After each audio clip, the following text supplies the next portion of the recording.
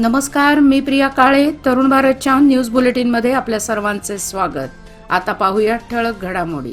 माजी मंत्री मनोहर तहसीलदार यांनी काँग्रेसला रामराम ठोकून भाजपमध्ये प्रवेश केला आहे. लोकसभा निवडणूक जवळ आलेली असताना ज्येष्ठ काँग्रेस नेत्याने पक्षांतर केल्याने काँग्रेसला हा मोठा धक्का असल्याचे मानले जात आहे. शनिवारी बेंगळूरच्या मल्लेश्वर येथील भाजप कार्यालयात झालेल्या कार्यक्रमात मनोहर तहसीलदार यांचे प्रदेशाध्यक्ष BY विजयेंद्र, माजी मुख्यमंत्री बसवराज बोम्माई यांनी पक्षाचा झेंडा देऊन भाजपमध्ये स्वागत केले. यावेळी बोलताना बसवराज बोम्माई म्हणाले की मनोहर तहसीलदार यांच्या पक्षप्रवेशामुळे हावेरी जिल्हा भाजपला आणखी बळकटी प्राप्त झाल्याचे सांगितले आहे. मराठी भाषा संस्कृती टिकवायची असेल तर मराठी प्राथमिक शाळांशिवाय पर्याय नाही. आज अनेक मार्गांनी मराठी शाळा संपवण्याचे प्रयत्न सुरू आहेत. आर्थिक स्तर वाढल्याने शहरातील मुले इंग्रजीसह CBSE व ICSE शाळांकडे वळत आहेत. परंतु इंग्रजीचा न्यूनगंड मनातून काढून टाकल्यास इंग्रजी शाळेपेक्षाही मराठी शाळेमध्ये गुणवत्तापूर्ण शिक्षण दिले जाते, असे प्रतिपादन निवृत्त प्राचार्य आनंद मेणसे यांनी केले. महाराष्ट्र एकीकरण युवा समितीच्या वतीने शनिवारी मराठी भाषा गौरव दिन, भव्य सामान्य ज्ञान स्पर्धेचे बक्षीस वितरण व आदर्श शाळा पुरस्कार वितरण सोहळा असा संयुक्त कार्यक्रम पार पडला. व्यासपीठावर ॲडव्होकेट नागेश सातेरी, VO येत्तोजी, आप्पासाहेब गुरव, नगरसेवक रवी साळुंके, आबासाहेब दळवी, रमाकांत कोंडुस्कर, महादेव चौगुले, ॲडव्होकेट अमर येळूरकर, किरण गावडे, ॲडव्होकेट सुधीर चव्हाण, साधना बेळेकर, सरिता पाटील, नेताजी जाधव, अमय पाटील, RM चौगुले व मदन बामणे उपस्थित होते. नवीन मतदान कार्ड काढल्यानंतर ते पोस्टाद्वारे संबंधित व्यक्तीच्या घरी पोहोचवण्याचे काम केले जाते. मात्र आलेले मतदान कार्ड हे दुसऱ्याच्याच नावाचे असल्याचा प्रकार उघडकीस आला आहे. या प्रकारामुळे नागरिकातून तीव्र नाराजी व्यक्त करण्यात येत आहे. सध्या लोकसभा निवडणुकीच्या पार्श्वभूमीवर अनेक जण आपली नावे नोंदवून नव्याने मतदान कार्ड काढत आहेत. मात्र मतदान कार्ड काढल्यानंतर ते संबंधित व्यक्तीच्या घरी पोस्टाद्वारे पोहोचवले जाते. पोस्ट कार्डावर एकाचे नाव तर आतमध्ये दुसऱ्याच्या नावाचे मतदान कार्ड असल्याचा प्रकार उघडकीस आला आहे. भाग्यनगर येथील एका व्यक्तीला अशा प्रकारे कार्ड पाठवून देण्यात आले आहे. त्यामुळे निवडणूक विभागाचा कारभार चव्हाट्यावर आला आहे. कर्नाटक राज्य फुटबॉल संघटना मान्यता प्राप्त बेळगाव जिल्हा फुटबॉल संघटना आयोजित लोकमान्य मल्टीपर्पज कोऑपरेटिव्ह सोसायटी पुरस्कृत लोकमान्य चषक वरिष्ठ साखळी फुटबॉल स्पर्धेत आज शनिवारी रंजक सामने पार पडले. बेळगाव शहरातील स्पोर्टिंग प्लॅनेट मैदानावर आयोजित या चषकात साईराज FC संघाविरुद्ध सिटी स्पोर्ट्स यांच्यात पहिला सामना झाला. या सामन्यात दोन्ही संघाने 1-1 असे गुण मिळवल्याने हा सामना ड्रॉ झाला. दुसरा सामना 11 स्टार्स आणि झिगझॅग या संघात झाला. 2-1 ची आघाडी मिळवत 11 स्टार्स संघाने हा सामना जिंकला. स्पर्धेत भाग घेतलेल्या खेळाडूंनी या प्रसंगी तरुण भारतशी बोलताना सांगितले की आयोजकांतर्फे बेळगावच्या फुटबॉल खेळाडूंना चांगली संधी उपलब्ध करून देण्यात येत आहे. विशाल मैदानात खेळताना आनंद होत आहे. तिसरा सामना स्वस्तिक FC आणि चौगुले ब्रदर्स यांच्यात झाला. हा सामना 3-0 ने स्वस्तिक FC संघाने जिंकला. स्वर्गीय रामचंद्र टक्केकर व शांता टक्केकर यांच्या स्मरणार्थ बांधकाम व्यावसायिक व सामाजिक कार्यकर्ते गोविंद टक्केकर पुरस्कृत निकाली कुस्त्यांचे जंगी मैदान आयोजित करण्यात आले आहे.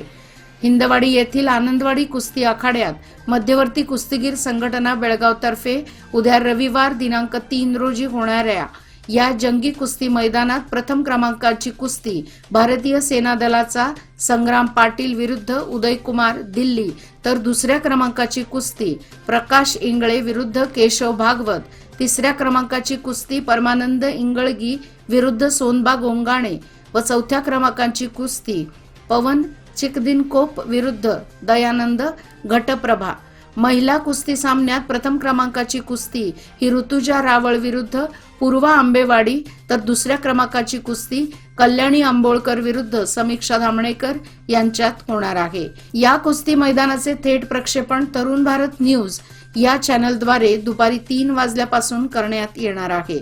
मैदानात अंतिम टप्प्याची तयारी युद्ध पातळीवर सुरू असून कुस्ती पाहण्याची उत्सुकता शिगेला पोचली आहे। मध्यवर्ती कुस्तीगीर संघटना बेळगाव आयोजित भव्य निकाली कुस्त्यांचे जंगी मैदान स्वर्गीय रामचंद्र मल्लाप्पा टक्केकर व शांता रामचंद्र टक्केकर यांच्या स्मरणार्थ श्रीराम बिल्डर्स इंजिनियर यांच्या संयुक्त विद्यमाने रविवार दिनांक 3 मार्च रोजी दुपारी 3 वाजता आनंदवाडी कुस्ती मैदान हिंदवाडी बेळगाव जिल्हा व तालुक्यातील सर्व कुस्ती संघटना व कुस्तीप्रेमींना आग्रहाचे आमंत्रण।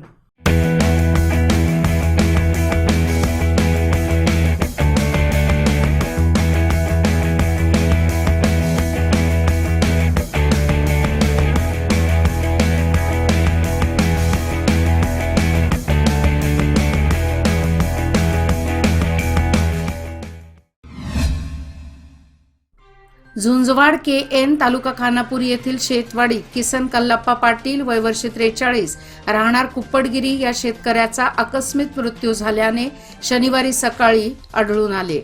किसन पाटील हे दिनांक 27 फेब्रुवारी 2024 रोजी आपल्या बहिणीच्या घरी बेकवाड येथे यात्रेनिमित्त व्यवस्था करण्यासाठी गेले होते। शनिवार दिनांक 2 मार्च 2024 रोजी झुंजवाड हद्दीतील शेतवडीत त्यांचा मृतदेह आढळून आला। या घटनेची नोंद नंदगड पोलिसात झाली आहे। खानापूर येथील सरकारी दवाखान्यात मृतदेहाचे शवविच्छेदन करण्यासाठी आणण्यात आले होते। त्यांच्या पश्चात पत्नी, मुलगा, 2 मुली व आई असा परिवार आहे। कुकडोळी तालुका बेळगाव येथील एक तरुणी गेल्या 8 दिवसांपासून बेपत्ता झाली आहे। या संबंधी तिच्या वडिलांनी हिरेबागेवाडी पोलीस स्थानकात शनिवारी फिर्याद दिली असून पोलीस तिचा शोध घेत आहेत। लक्ष्मी अडवैयप्पा वड्डीन वय वर्ष 21 राहणार कुकडोळी असे त्या तरुणीचे नाव आहे। या तरुणीविषयी कोणाला माहिती मिळाल्यास 94 80 80 40 32 या क्रमांकावर संपर्क साधण्याचे आवाहन करण्यात आले आहे। ऐन फेब्रुवारी महिन्यात वेदगंगा नदी कोरडी पडल्याने नागरिकांसह शेतकऱ्यांचा जीव कासावीस झाला होता। उन्हाचा पारा वाढत चालल्याने पाणी टंचाईच्या झळा तीव्र होत होत्या। अशा वेळी प्रशासकीय आणि राजकीय पातळीवर झालेल्या हालचालींमुळे शनिवारी चिखली बंधाऱ्यातून वेदगंगा नदीत पाणी दाखल झाले। त्यामुळे निपाणी शहर व परिसराला एकच दिलासा मिळाला। असे असले तरी पाणी जपून वापरण्याचे आवाहन पाटबंधारे खात्यातर्फे करण्यात आले आहे। पट्टणकुडी येथील सुभाष अप्पू चिलाई यांच्या ऊस व शाळू पिकाला आग लागल्याने सुमारे 1 लाख रुपयांचे नुकसान झाले। ही घटना शुक्रवारी दुपारी घडली। दुपारी अचानक आग लागल्याने शेजाऱ्यांनी याची माहिती निपाणी अग्निशमन दलाला दिली। त्यानुसार निपाणी अग्निशमन दलाने त्वरित जाऊन आग आटोक्यात आणली। या आगीत शाळू व ऊस पिकाचे नुकसान झाले आहे। लोकमान्यच्या मुदत ठेव योजना म्हणजे सुयोग्य कालावधी सर्वोत्तम व्याजदर। आता तुमच्या गुंतवणुकीवर मिळवा 9.30% परतावा। अधिक माहितीसाठी आजच कॉल करा 180021245050। योजना फक्त सभासदांकरता, नियम अटी लागू। लोकमान्य, जिथं पैसा वाढतो आणि नातं वृद्धिंगत होतं।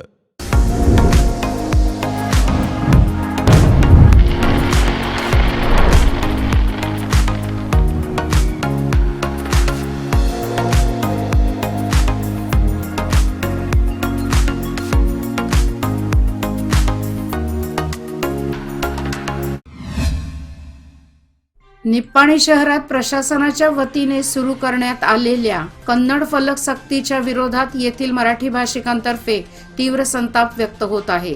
याची महाराष्ट्र सरकारने गांभीर्याने दखल घेऊन केंद्रीय गृह मंत्रालयाशी संपर्क साधून ही सक्ती मागे घेण्यासाठी पावले उचलावीत अशी मागणी येथील महाराष्ट्र एकीकरण समितीच्या वतीने करण्यात आली। या संदर्भातील निवेदन महाराष्ट्राचे मुख्यमंत्री एकनाथ शिंदे, उपमुख्यमंत्री देवेंद्र फडणवीस, अजित पवार, सीमा समन्वयक मंत्री शंभूराजे देसाई, खासदार धैर्यशील माने व धनंजय महाडिक यांना पाठवून देण्यात आले। राष्ट्रीय महामार्ग क्रमांक 4 वर असणाऱ्या कोगनोळी तालुका निप्पाणी येथील दूधगंगा नदीवरील शेतीला पाणी पुरवठा करणाऱ्या विद्युत मोटारीची चोरी झाल्याची घटना शुक्रवारी सकाळी उघडकीस आली. त्यामुळे शेतकरी वर्गात भीतीचे वातावरण पसरले आहे. याबाबत समजलेली अधिक माहिती अशी की महामार्गालगत असणाऱ्या दूधगंगा नदी काठावर अनेक शेतकऱ्यांनी विद्युत मोटारी बसवल्या आहेत. त्यापैकी दूधगंगा जुन्या पुलानजीक असणाऱ्या रावसाहेब पाटील माकवे यांची 5 HP विद्युत मोटार अज्ञात चोरट्यांनी लंपास केली. त्यामुळे शेतकरी हवालदिल झाला आहे. हलशी घोटगाळी रस्त्यादरम्यान भांबर्डा गावाजवळ चालत जाणाऱ्या इस्माला दुचाकीने ठोकरल्याने तो जागीच ठार झाल्याची घटना शुक्रवारी रात्री 9:30 वाजता घडली. या अपघातात आप्पाजी यमाजी कुंभार वय वर्ष 59 राहणार घोटगाळी याचा जागीच मृत्यू झाला आहे. घोटगाळी येथील आप्पाजी यमाजी कुंभार बेकवाड येथील लक्ष्मी यात्रेसाठी आले होते. भांबर्डा गावाजवळ येताच पाठीमागून दुचाकीने ठोकरल्याने ते गंभीर जखमी झाले होते. रात्रीच अधिक उपचारासाठी त्यांना खानापूर येथील दवाखान्यात दाखल करण्यासाठी आणण्यात येत होते, परंतु वाटेतच त्यांचा मृत्यू झाल्याचे पोलिसांकडून सांगण्यात आले. या घटनेची नोंद नंदगड पोलिसात झाली आहे. याचबरोबर आजचे बातमीपत्र इथेच संपले. अधिक माहिती आणि ताज्या घडामोडी करता पाहत रहा तरुण भारत न्यूज चॅनल. तसेच आमच्या चॅनलला लाईक, शेअर आणि सबस्क्राईब करायला विसरू नका. आणि विश्वासार्ह बातम्यासाठी दररोज वाचा दैनिक तरुण भारत. धन्यवाद.